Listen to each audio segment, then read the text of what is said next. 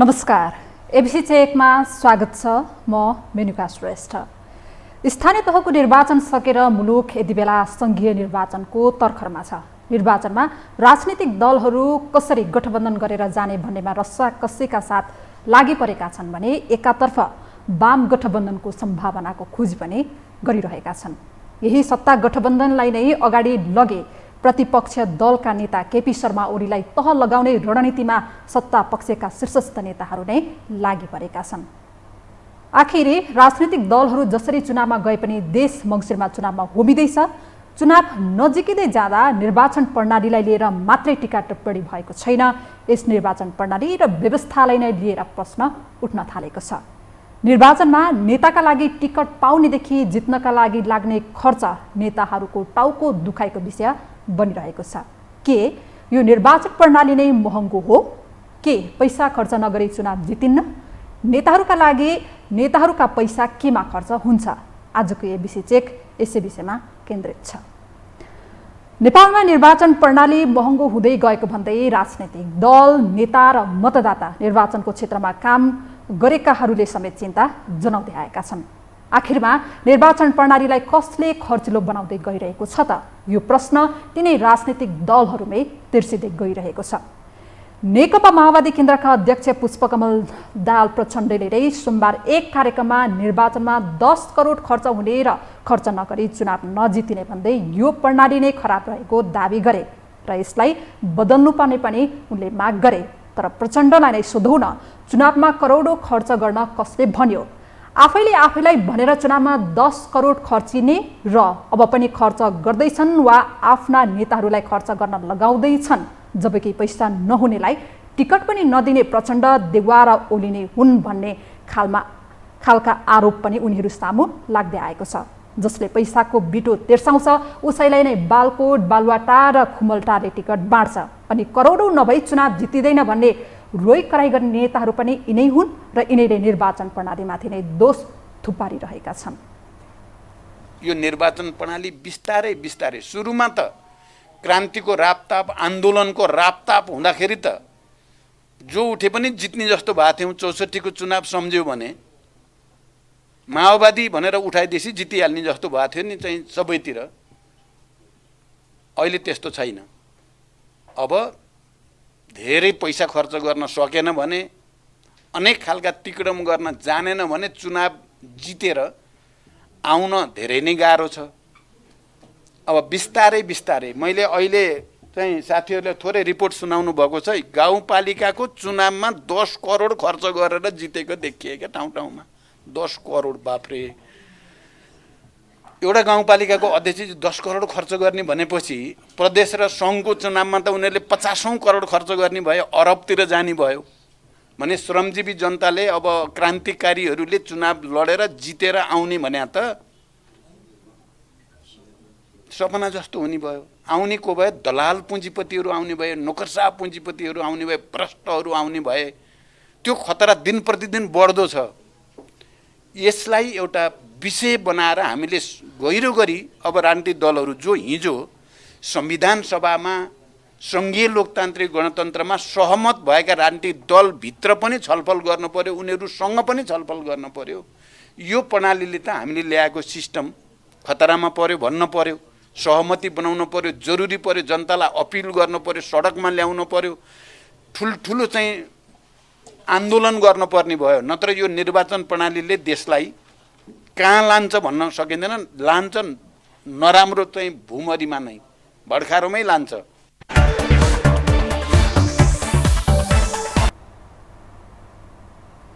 राष्ट्र र जनताका लागि निस्वार्थ भावनाले काम गर्ने जोसुकै व्यक्ति राजनीतिमा आउन सक्छ। तर पछिल्लो समयमा जनताका लागि काम गर्ने भन्दा जो बढी पैसा छ, जोसँग बढी पैसा छ, जसले चुनावताका बढी पैसा बाँड्न सक्छ उसकै पक्षमा निर्वाचन हुने राजनीतिक संस्कारको विकास भइरहेको छ।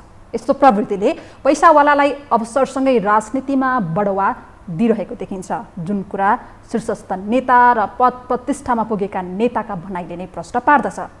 केही महिना अघि मात्रै चुनावमा 6 करोड खर्च गरेको भन्दै नेपाली कङ्ग्रेसका नेता शशाङ्क कोइरालाले हर्ष बढाइदै गरे। आफूले जस्तै 7 करोड खर्च गर्न सक्ने ताकत कसैमा भए आफ्नो निर्वाचन क्षेत्र नै खाली गरिदिने उनको दाबी थियो, जुन विषयलाई लिएर निर्वाचन आयोगले स्पष्टीकरण समेत सोधेको थियो।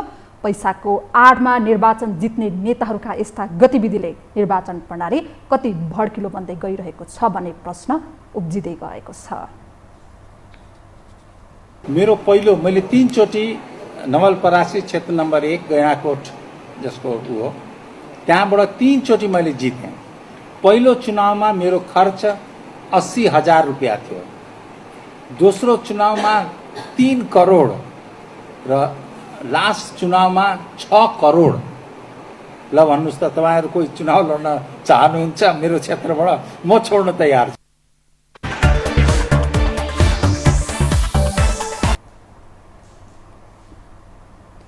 निर्वाचनलाई स्वतन्त्र, निष्पक्ष, स्वच्छ, विश्वसनीय बनाउन गजगजाउने कामहरू पनि बेला बेला भइरहेका हुन्छन्। तर पनि निर्वाचनमै पनि टिकट खरिद, कार्यकर्ता परिचालन, मतदान र मतगणना, निर्वाचित भएपछि मन्त्री बन्न, गएको चुनावको खर्च उठाउन र आगामी निर्वाचनका लागि रकम जम्मा गर्न इमान बेचिन्छ। निर्वाचन आफ्नो पक्षमा पार्दै गर्दा यो निर्वाचन प्रणालीले दलहरूलाई नै गिज्याइरहेको छ। भड्किलो निर्वाचन पद्धतिले सैद्धान्तिक र वैचारिक राजनीतिमा विश्वास गर्ने ठूलो पंक्तिलाई निराश बनाएको छ। निर्वाचनमा आज करोडौं रकम खर्चिएको उम्मेद्वारले भोलि जिते पश्चात देश र समाजभन्दा अगाडि आफ्नो लगानी उठाउनेमा ध्यान पुर्याउने गरेको सत्यता हामीमाझ रहँदैछ। तिनै सांसदले संसद विकास कोषदेखि राष्ट्रिय गौरवका आयोजनासम्ममा मोलमोलाई गरेको घटनाहरू प्रशस्त छन्। दलहरूको यस्ता कर्तुत्वले भ्रष्टाचार नियन्त्रण र समान सहभागिताको पक्षलाई नै चुनौती दिँदै आइरहेको छ। वास्तवमा पार्टी चुनाव लड्ने सिस्टम भएको भए सायद यति धेरै भड्किलो चुनाव हुन्थेन। व्यक्ति चुनाव लड्ने, व्यक्तिगत रूपमा प्रतिस्पर्धा, पार्टीको टिकट, पार्टीको चुनाव चिन्ह, तर प्रतिस्पर्धा व्यक्तिको भयो। व्यक्तिको भइसकेपछि चुनावलाई प्रभावित गर्नको निम्ति अनेकन खालका हत्कण्डाहरू प्रयोग गर्ने। अब त्यो भित्र त अहिले एकदमै लोभ लाभ है यस्तो खालको हिसाबले मान्छेलाई अनुचित ढङ्गले प्रभावित गर्ने काममा धेरै खर्च गर्ने अनि चुनावका शैलीहरू पनि धेरै भड्किला गर्ने, जुन खालको विकृतिपूर्ण चिजहरू सिर्जना भइरहेको छ यो चुनावमा, यसले भोलि धेरै सङ्कट ल्याउँदैछ, गम्भीर सङ्कटहरू ल्याउँदैछ। चुनावमा उठ्छन् जति नामान्तको खर्च गर अनि भोलि सत्तामा आएपछि उठाउनको निम्ति अनेकन गर्ने भनेर जुन आइरहेछ नि, यसले पनि देशलाई धेरै समस्या बनाएको छ। तसर्थ कुनै पनि चिज मलाई लाग्छ प्रणाली गलत भन्ने कुरा होइन कि त्यसको प्रयोग कसरी हुन्छ भन्ने कुरा हो। प्रणाली आफैमा गलत हुँदैन नि। हामीले प्रत्यक्ष प्रणालीको कुरा गऱ्यौँ, समानुपातिक प्रणालीको कुरा गऱ्यौँ, पार्टीलाई पनि जनताले मतदान गर्छन्, व्यक्तिलाई पनि मतदान गर्छौँ। अहिले भड्किलो भएको त प्रत्यक्ष चुनाव हो। त्यसैले यो प्रत्यक्ष चुनाव प्रणाली आफैमा दोषी होइन। दोषी के हो भन्दा यसलाई प्रयोग गर्ने कर्ताहरू दोषी हो। अनुचित ढङ्गले, अनुशासनहीन ढङ्गले राज्यले त एउटा प्रबन्ध गरेकै छ नि त, यति भन्दा खर्च गर्न नपाइने भन्ने कानुनी व्यवस्था भइसकेपछि त्यो कानुनलाई मिचेर जुन खालको त्यसका त कयौं गुणा खर्च गर्ने खालको स्थिति छ, करोडौंसम्म खर्च गर्ने, यो एकदमै कसरी नियन्त्रण गर्न सकिन्छ भनेर छलफल गर्न जरुरी छ। यो एउटा राष्ट्रिय बहसको विषय हो, कुनै एउटा पार्टी विशेषको कुरा होइन, राष्ट्रिय बहसको विषय हो।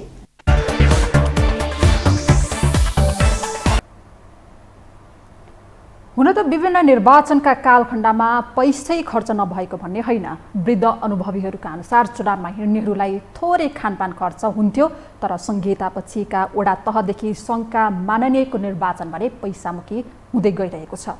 पार्टीको विधि विधान अनुसार चल्ने व्यक्ति लामो समयदेखि देश र जनताका पार्टीका त्याग गरेको व्यक्तिभन्दा पैसावाला व्यक्तिलाई नै टिकट दिने राजनीतिक संस्कारको विकास भएको छ। यसो भनिरहँदा गएको स्थानीय निर्वाचनमा स्वतन्त्र युवाहरूको जितले निर्वाचन प्रणाली आफैमा खराब होइन है भन्ने पनि प्रश्न देखिन्छ। धरानका हर्क साम्पाङले 50,000मा चुनाव जिते। काठमाडौँका बालेन्द्र शाहले 3,94,000मै महानगरको नेतृत्व जिते। राजनीतिक दलका नेता कार्यकर्ता मात्रै भन्छन् यो निर्वाचन प्रणाली मार्फत करोडौं खर्च नगरी चुनाव जितिँदैन, त्यसैले यो प्रणाली नै फेर्न आवश्यक छ। तर प्रणाली फेरिए पनि यी पात्रहरू कायम रहँदा कसरी चुनाव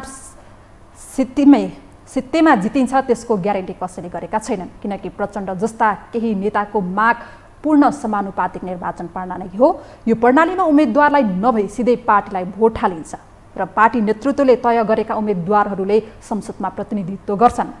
नेतृत्वले नै सांसदका लागि नेता छान्ने भएकाले यहाँ पनि पैसाकै बिटो बोक्न सक्ने र प्रभावित पार्न सक्ने व्यक्तिले प्राथमिकता पाउने देखिन्छ। यस्तो माग अहिले राप्रपाका अध्यक्ष राजेन्द्र लिङदेनले समेत गरिरहेका छन्। तर निर्वाचनमा पैसा खर्च गर्नु हुँदैन र पैसाको बलमा चुनाव जित्ने होइन भनेर नेता कार्यकर्तालाई सिकाउनेतर्फ उनीहरूको ध्यान गएको भने देखिँदैन। नेताको चरित्र जबसम्म सुध्रिँदैन तबसम्म यो सुधार हुँदैन। यो सुधार गर्ने र बिगार गर्ने काम यिनै नेताको हातमा छ। यिनीहरूले चाहिँ सुधार गर्छन् कि बिगार गर्छन् त्यो कुरो चाहिँ भविष्यले नै बताउँछ। हामीले भन्न सक्ने कुरा भएन। तर उहाँ नै के स्वीकार गर्नुहुन्छ भनेदेखि अरू करोडौँ करोड खर्च हुन्छ चुनावको लागि भन्नुहुन्छ। के को आधारमा भन्नुभयो? खर्च हुन्छ, त्यो कुरा सारा मान्छेले अनुभूत गरेका कुरा हो। खर्च हुन्छ। तर उहाँ जस्तो नेताले भन्दाखेरि त त्यसको आधार दिएर त्यो खर्च त्यसरी हुने कुरा रोक्नका लागि उहाँले काम गर्नु पर्यो नि त। उहाँले त्यो काम गरेको खै।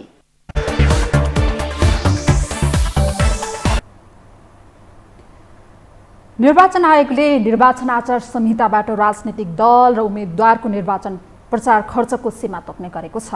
तर त्यस्तो मापदण्ड कागजमै सीमित भएको आरोप लाग्ने गरेको छ। आजसम्मका कुनै पनि निर्वाचनमा उम्मेदवारले आयोगमा पेश गरेको खर्च विवरणमा तोकिएको सीमा नागेको पाइएको छैन।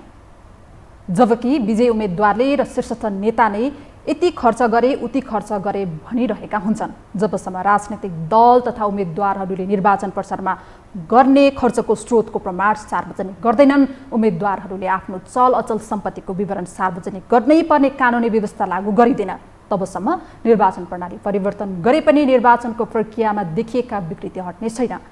आयोगले खर्चको सीमा तोक्ने र दल वा उम्मेदवारले जति धेरै खर्च गरे पनि तोकिएको सीमाभित्रै रहने गरी कृत्रिम विवरण आयोगमा बुझाउने कर्मकाण्डी प्रचलन छँदैछ।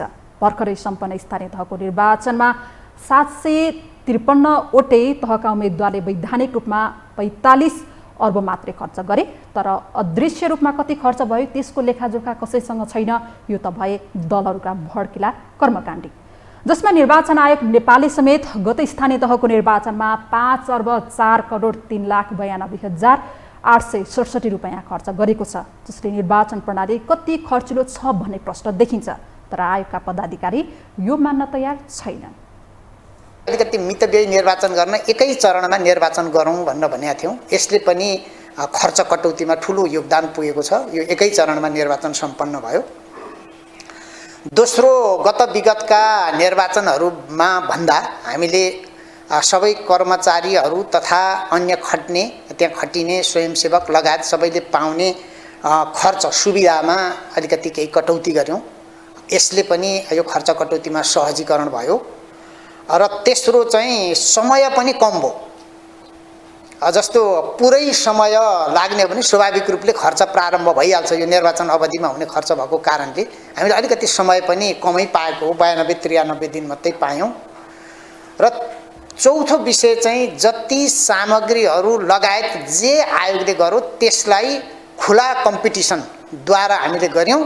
र मैले सजिलो भाषामा भन्ने गरेको छु, यो कागज प्रभावकारिता कि लागत प्रभावकारिता। कागज प्रभावकारिता भनेको कागज चाहिँ सबै मात्रै हेर्ने, लागत भनेको चाहिँ लागत सबभन्दा कम छ त्यसलाई चाहिँ हेर्ने भन्दा हामीले चाहिँ लागत प्रभावकारिता सबभन्दा कम बिट गर्नेलाई काम दिने। किनभने एउटा थोरै समयको निम्ति प्रयोग हुने सामानहरू हुन त त्यो गुणस्तरका कुराहरू त हामीले लेखेकै हुन्छ लाई चाहिँ अलिकति कम मूल्यमा खरिद गर्न सकिन्छ भने त्यसरी गर्ने भन्यौँ भने ढुवानीमा व्यापक रूपमा अहिले स्वाभाविक रूपले 74 सालको भन्दा सडक यातायात पनि बढी भयो नै होला। हामीले हवाई यातायातको साह्रै कम प्रयोग गऱ्यौँ र सबै यो चाहिँ सडक यातायातकै प्रयोग गरिएको हुनाले ढुवानीमा पनि ठुलो रकम खर्च हुन्थ्यो, त्यसमा पनि हामीले चाहिँ कटौती गर्न सक्यौँ।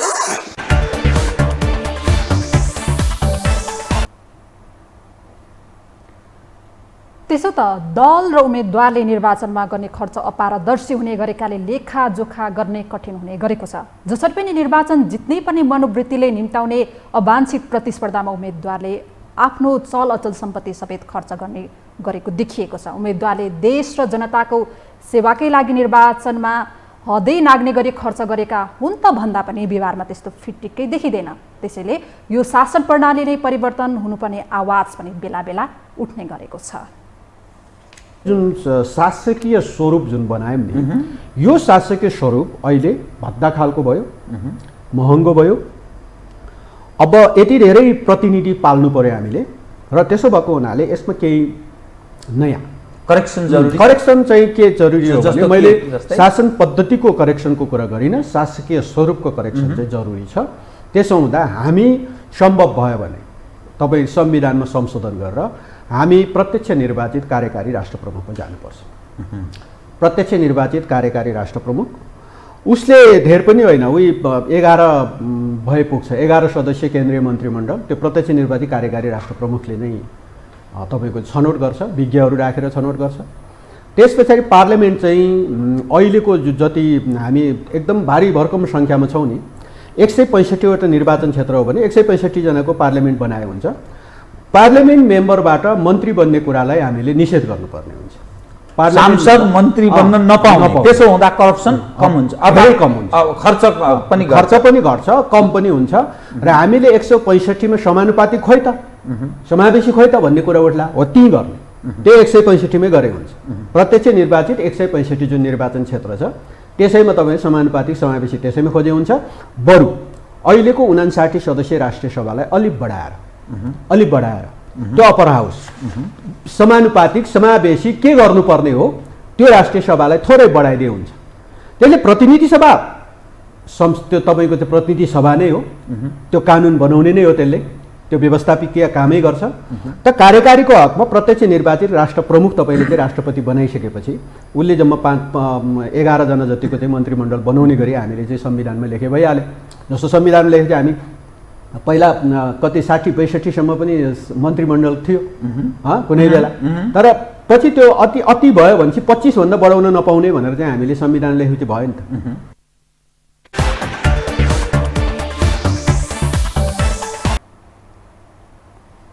सम्भवतः अब फेरि 5 महिनापछि देश संसदीय निर्वाचनमा जाँदैछ। त्यसका लागि नेतृत्वलाई पुज्ने र दैनिक दैलोमा धाउने खेल अहिलेदेखि नै सुरु भएको छ। त्यसरी टिकट पाउनेहरूमा निष्ठाको राजनीति गर्नेहरूभन्दा सोलो डोलो मसलदार गुण्डा र व्यापारीहरू धेरै छन्। राजनीतिक नेतृत्व त्यसैकै प्रभावमा पर्दै आएको छ। अहिलेको निर्वाचनमा फेरि त्यही नियति फर्किने पक्का छ। तर पैसा खर्च कसरी कम गर्ने भन्दा प्रणालीमाथि दोष दिएर झनै अराजक बन्न नेतृत्व लागि परिरहेका छन्। हुन त निर्वाचन प्रणालीलाई हेर्दा नेपाल लगायतका जुन देशमा अनलाइन भोटिङको व्यवस्था छैन ती देशहरूको निर्वाचन प्रणाली खर्च निकै महँगिँदै गएका छन्। त्यसैले यो महँगो निर्वाचन अन्त्यको एकमात्र विकल्प भनेको अनलाइन भोटिङ पद्धति नै हुने विज्ञहरूले बताउँदै आएका छन्। यस्तै मतदातामा पनि भोज खाएर मत दिन भन्ने प्रतिबद्धता हुनुपर्ने र आचार संहिता पालनालाई कडाइका साथ अनुगमन भएमा सुधार गर्न सकिने प्रशस्त सम्भावनाहरू पनि औल्याइन्छ। घोषणापत्रमा उल्लेख भएअनुसार दल र उम्मेदवारहरू प्रतिबद्ध भए अस्वस्थ निर्वाचन रोक्न सकिने पनि विश्लेषण हुँदै आएको छ। हुन त करोडौँ खर्च गरेर निर्वाचनबाट आउने नतिजाले सुशासन र राजनैतिक स्थिरता कायम हुन नसक्ने कतिपय विज्ञहरूको टिप्पणी छ। तर पनि मुलुकका शीर्ष नेताहरू नै यो कुरा मान्न तयार देखिँदैन। चुनावमा हुने यस्ता भड्किला गतिविधिले राजनीति गर्न चाहने सिधा सोझालाई अन्याय भएको प्रष्टै देखिन्छ। जुन मिश्रित निर्वाचन प्रणालीको दोष होइन, त्यसका लागि राजनीतिज्ञ नै अनुशासित हुनुपर्ने देखिन्छ। हवस् त, आजको लागि एबिसी चेक यति नै। हामी सबैलाई बिदा दिनुहोस्। यो टेलिभिजन हेर्दै गर्नुहोला। नमस्कार।